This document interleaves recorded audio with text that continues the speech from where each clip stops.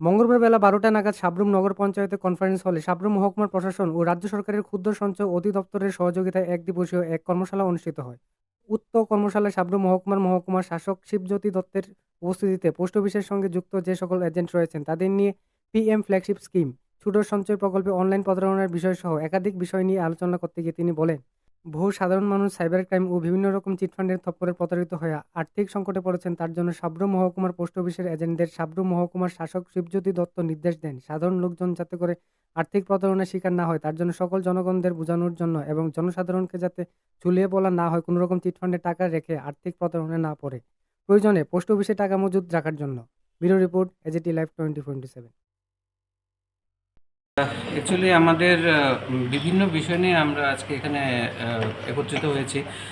যেমন public provident fund, senior citizen savings scheme, Sukanya Samriddhi Yojana, এগুলি ছোট সঞ্চয় প্রকল্প। এগুলোর মধ্যে যদি পাবলিক বিনিয়োগ করে তাহলে আমরা যেমন বিভিন্ন চিটফান্ডের আওতায় আসে না আমাদের লোকজন।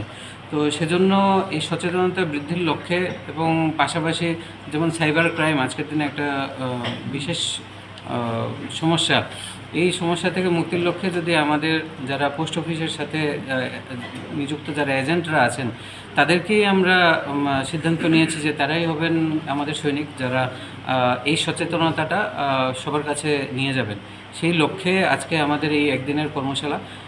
আশা করব যে আমাদের যারা এই সৈনিকেরা আছেন তারা আগামী দিনে আমাদের এই বার্তাটা সবার কাছে ছড়িয়ে দেবেন এবং যাতে কেউ আমাদের এই চিটফান্ডের মতো বিভিন্ন সংস্থার আওতায় পড়ে যাতে সর্বশান্ত না হন, সে লক্ষ্যে আমরা এখানে যারা প্রত্যেকে আছে প্রত্যেকেই প্রতিশ্রুতিবদ্ধ থাকব।